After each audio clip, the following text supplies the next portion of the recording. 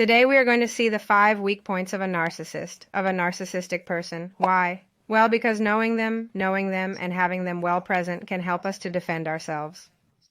We have arrived at this point. Yes, Gemma, we want a video to be able to defend ourselves from this kind of people when zero contact is not an option. Well, here you have this video. I hope you like it. I hope you like it. I hope you find it useful. Stay until the end because I always leave the best for last along with my personal conclusion. Well, knowing the weak points of a narcissistic person with this type of problem of disorder can help us to defend ourselves and to know a little better the psychological profile, how they think, how they feel this type of persons. Because it will always improve us in some way, if not coexistence, to understand what we can do, where we can go, and what we have to express, communicate, or do at a given moment. Express, communicate, or do in a given concrete moment, right? Information is power, and here we have it. Let's look at those weak points where we can flank the situation a little bit. Many times it is not easy to walk away. Zero contact is not an option because, hey, because they are in our family, because they are very established, because it is a very difficult situation. They are very established because it is an environment from which you can't do without, etc. And yes, we have to manage them. Also in work environments, etc. There are situations in which it is impossible to avoid because it is not an option, right? Zero contact, moving away, which would be the most convenient and ideal thing to do. And many times we say, hey, well, I pretend to ignore him as if he were not there, but sometimes this is also super complicated because they make themselves noticed, right? Demanding power, presenting influence, demanding attention. However, in this type of people, there are details that are their Achilles heel, their weaknesses, and we are going to see them right away. First of all, let's differentiate. Here it is important, the nuance. I already do it in another video. I'll leave it up there, but here I will clarify it again because it is an important point. We must differentiate between the 2 most general types of narcissists. There are 2 ways to classify them in general, and they are the grandiose and the vulnerable. This is taken into account. It is very important when dealing with them in one way or another. A person with narcissistic personality disorder is not the same as a person with narcissistic personality disorder who is grandiose type, that his eagerness for grandiosity is not the same as a person with narcissistic personality disorder who is of the vulnerable type. Let's say that they are always demanding attention and validation. Demanding attention and external validation.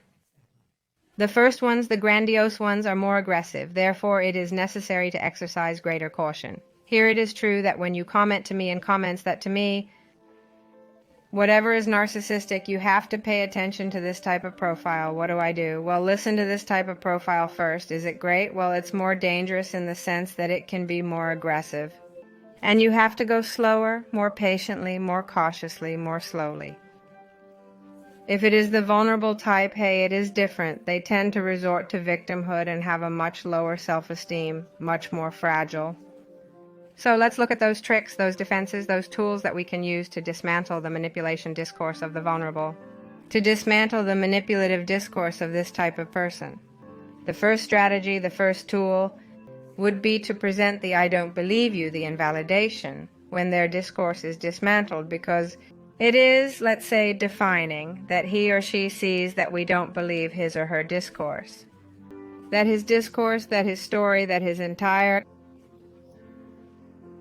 his whole setup falls down when he sees that there is no way to validate what he is saying. The power of invalidation, say it any way you want. I don't believe you. I don't find it credible. Give me proof. Explain it to me. Explain it to me. Credible, give me proof, explain it more. This is suspicious, whatever you want to call it. Something very subtle would be much better to not to confront it so directly, especially if it is of a grandiose type, to avoid a disproportionate reaction on his part, but something very subtle. Maybe it's not entirely true it is not quite true what you are saying today. Today you are sure, even making like doubt, sure that what you are saying is true.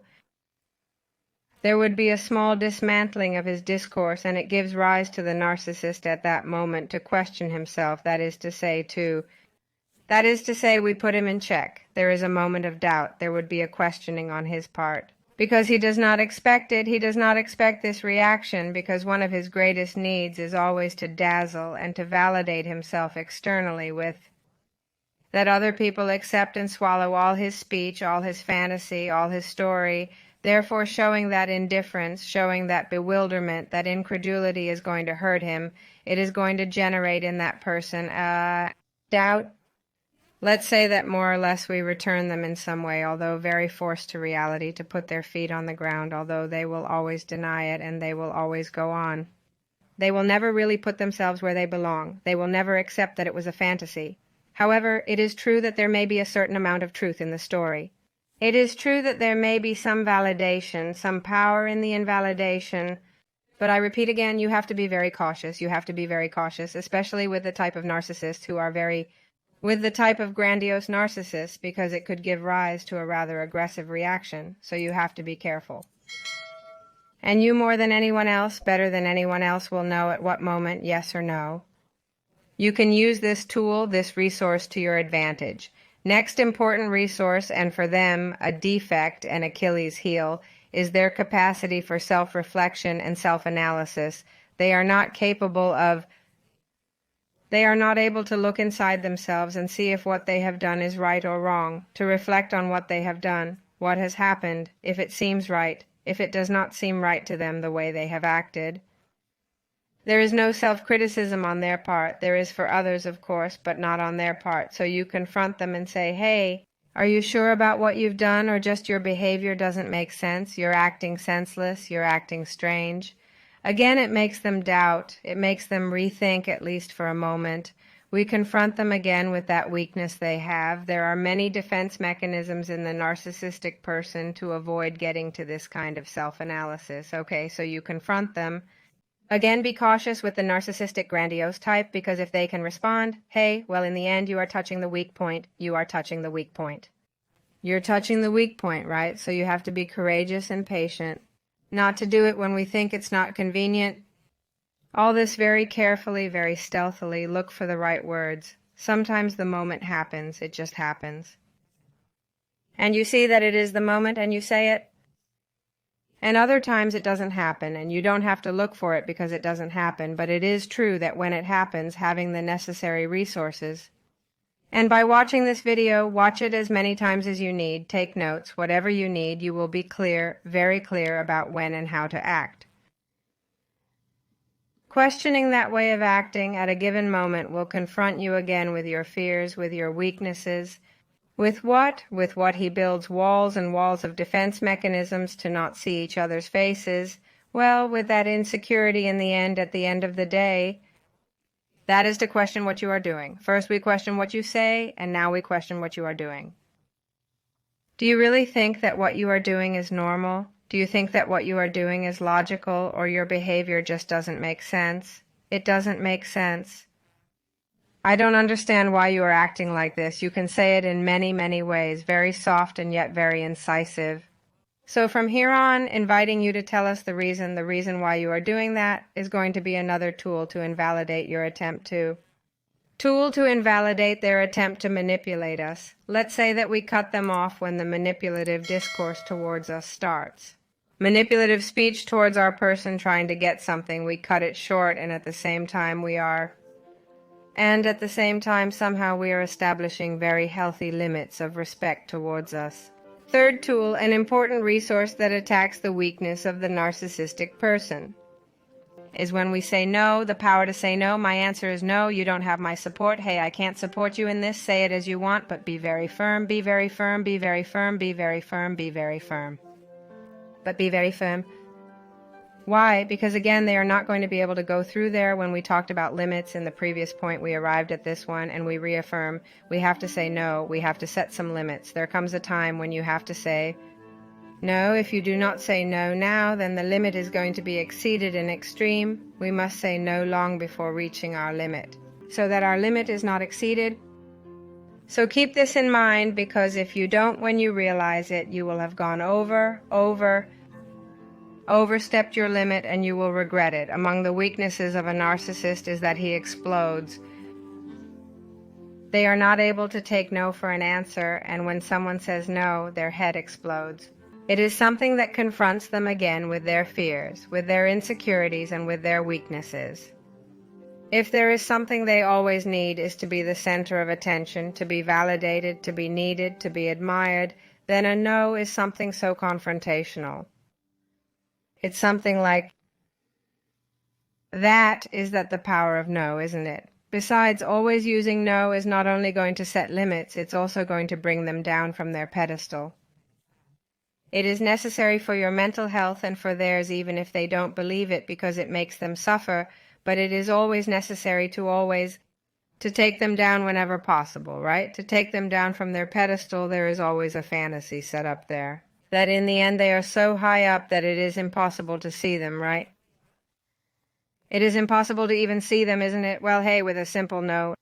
This is simply the same as with children, isn't it? With upbringing, it has similarities with upbringing. In the end, they are still a little bit childish in their speech. It is a childish type in their speech. It is a very crude similarity, okay? But just so you understand me, because they're like manipulating, like snaking, cajoling. And when they say no, everything falls apart, right? Well, with children, it's a little bit the same. They keep trying here, they keep trying there, how far the limits go. It is true that there is a point where you have to say no, otherwise it is much worse, because this is the same thing, the power of the no. Here, as well as to set very healthy limits, very necessary to lower them from their pedestal. To bring them down from their pedestal of grandeur, then there is the resource. Here we have reached the end. Remember to subscribe, comment, share your case with this community. We all respond and help each other.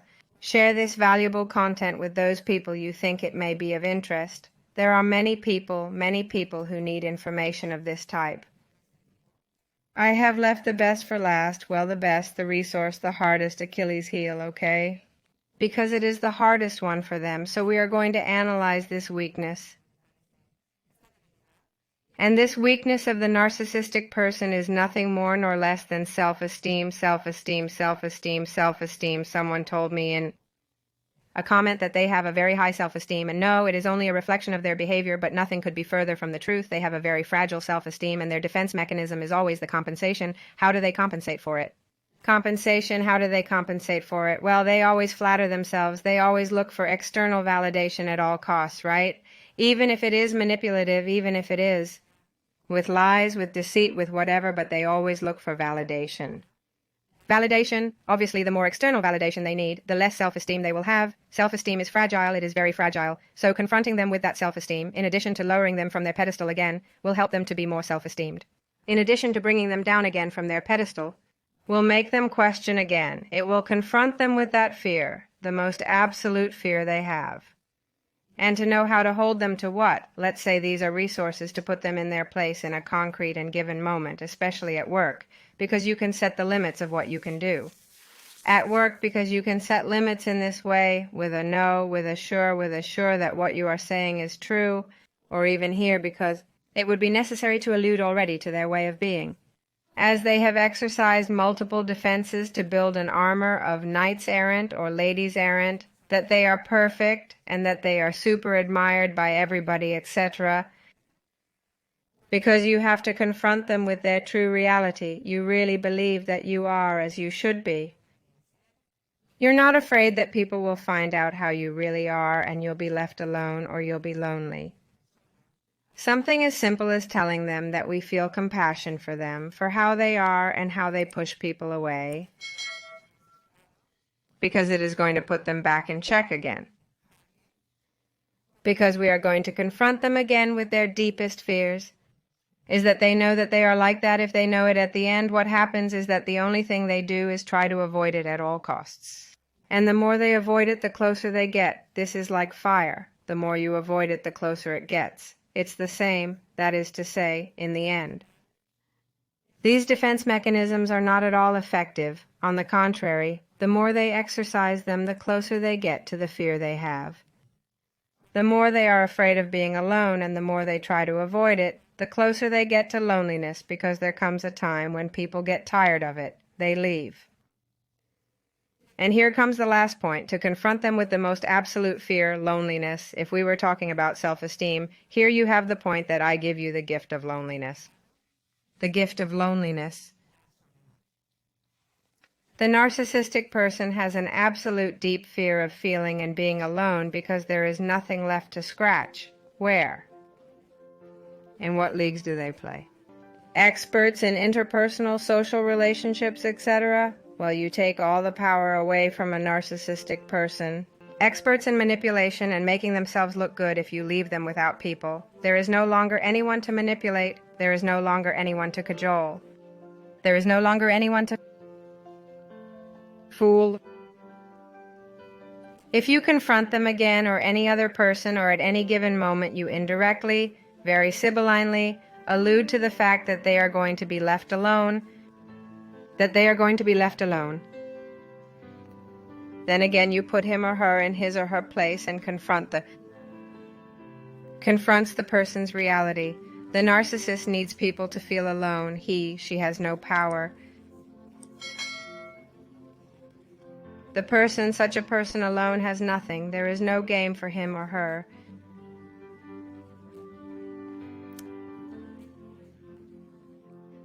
As he really needs external validation to feel like someone, as soon as there is nothing, you take all the power away from him. Then play with that fear, present it to him, make it air. It is a way of setting a limit again. The thing is that all this has a double edge. We cannot always be playing with the "you are going to be left alone" game, because in the end, this type of people and anyone else, people in general, will not believe it. This kind of people and anyone else, people in general, are not going to believe it. We should not go with the threat game. If you want something, you have to be willing until the end. If you want something, you have to be willing to go all the way. And realize one thing, this kind of people will never change. They will always be in this hack, in this constant hack. If you want your life to be a constant hack, a constant struggle, a constant tug of war, and never be calm, quiet, live in peace, then continue with this type of people. And here it is true, many times you tell me, "Gemma, what do I do? Do I have this problem at home or this problem in the family?" Hey, I am not the one to tell you to do this. But it is true that you yourself, with all your responsibility, with all your knowledge of the situation and your context, you have to weigh up what is best for you. What is best for you? What is best for you, especially when there are children, okay? I understand the fear of retaliation for the children, and yet such a life with children present is also very hard, besides collateral damage in the education they may receive, right? We only have one life, and we have to take advantage of it, shuffle everything, and act accordingly. It is not necessary to act in an abrupt, drastic way. But it can be done little by little, and it can be done. Look for help, professionals. Support in your country, wherever you are. Family, people who support you, with whom you can support, defend, protect. Institutions, whatever, but don't stand still. Stop. Letting life go by, every day that goes by doesn't come back, and then we regret it. Well, as a final personal conclusion, this type of people, with them direct confrontation with them is not worth. They always win. They always have their own story, their history, their fantasy is going to grow. Fantasy is going to grow. They are always going to overrule you, to annul you. I have read many comments from people who have had to deal with narcissistic people. People who have had to deal with narcissistic people, and then they have ended up bad-mouthing them behind their backs, and then everybody against them, turning everybody against them. Then, in the end, direct confrontation is not worth it, because you are going to get into trouble. They do not forgive, they do not forget, and they will seek revenge because that is their way of being. Well, can ask himself and study if they were really wrong, if they were wrong in that specific case and they are going to apologize. No, this does not work. This is not the case. In the mind of the narcissistic person, she takes it as a personal attack and there will be revenge. From there on, there is no room for a direct confrontation there is no place for a direct confrontation in which a direct confrontation is a provocation. It is a personal attack. Don't go down that road because the consequences will happen. That way, because the consequences that you tell me about in the comments, what should we do? Well, you have to isolate them, disavow them, annul them, confront them with their weak points. Now that we already know their weak points when they come to look for us and leave us alone or with people. With people it is more complicated, and with the type of grandiose narcissists it is more complicated because of the aggressiveness. When you see that it is possible, even with a simple no, you set a limit and put him in his place, or you put her in her place and you're done. That's it. That's all. You have many resources. Watch the video as many times as you need. I only ask for caution, patience, little by little, and a lot of head to know when you can do it, and that's it.